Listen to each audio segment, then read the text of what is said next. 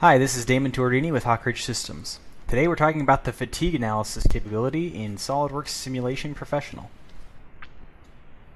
SolidWorks Simulation is the built-in analysis tool inside SolidWorks. It allows users to check any model for potential failures like excessive stress, displacement, temperatures, or vibration. Here I've got a typical consumer product, a spatula, which I want to check to make sure it won't bend or break from one use, let's say flipping a burger. I've created the appropriate stress analysis for this part, where I've got the same material properties applied as in the SolidWorks material library, a stainless steel sheet, and the appropriate loading conditions, 5 pounds of force at the end of the handle, and the proper fixtures to represent that the spatula is resting on a frying pan. By running this stress analysis and looking at the displacement, stress, and factor of safety plots, I have found that one flexing of the spatula shouldn't cause it to fail. In fact, the factor of safety here is about 2.8. However, like most products, this spatula isn't meant to simply withstand one use. I need to make sure that this product will have an appropriate usable life that someone who purchases this part might expect, or that might meet my company's warranty. To estimate that life, I can use the fatigue study in Simulation Professional.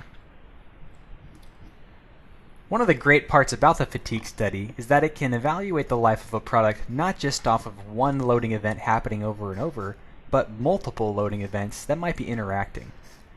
For example, with the spatula, in addition to being flexed a lot over the course of a cook's shift, it probably is going to get heated up and cooled down, for example when it gets rested on a hot pan or stove. To find those stresses, I've run a temperature analysis in Thermal Study, which is also in Simulation Professional. Here I've applied a temperature at the end of the spatula, as well as a convection condition to simulate the cool air passing over the rest of the spatula to find what that temperature distribution is.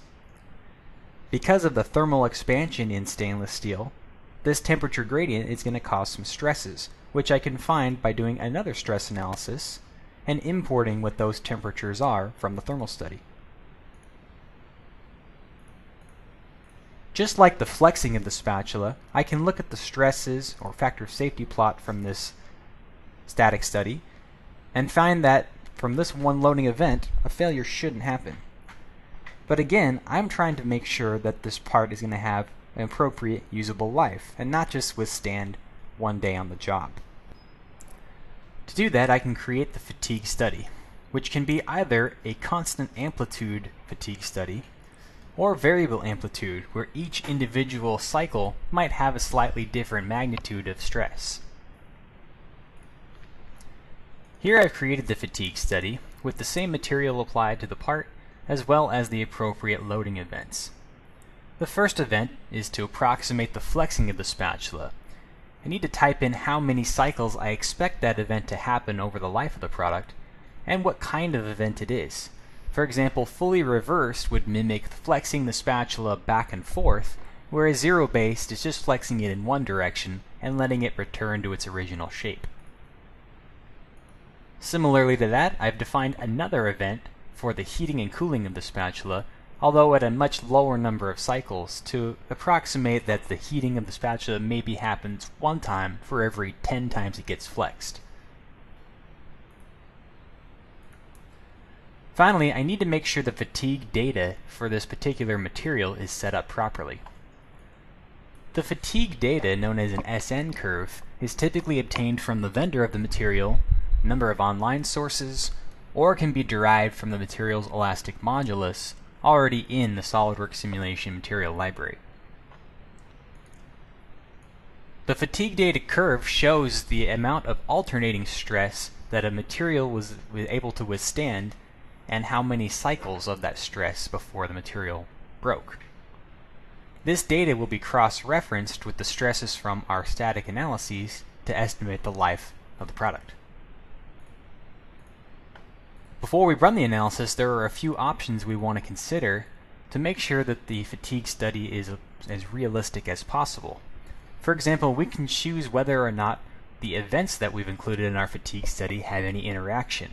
If the spatula is likely to be flexed while it's also been heated up, we would want to assume that there's some random interaction between those events. Or if we knew that they happened independently, we could choose no interaction. We also can choose what type of stress value our fatigue data was reported in, as well as whether we want to use a mean stress correction to account for the fact that the fatigue material test may have been a different type of loading event than our real-world events, such as the flexing of the spatula. When we run the study, we're presented with a damage plot that shows us what percentage of the total usable life of the product has been consumed by these events. Here, the maximum damage is about 31%.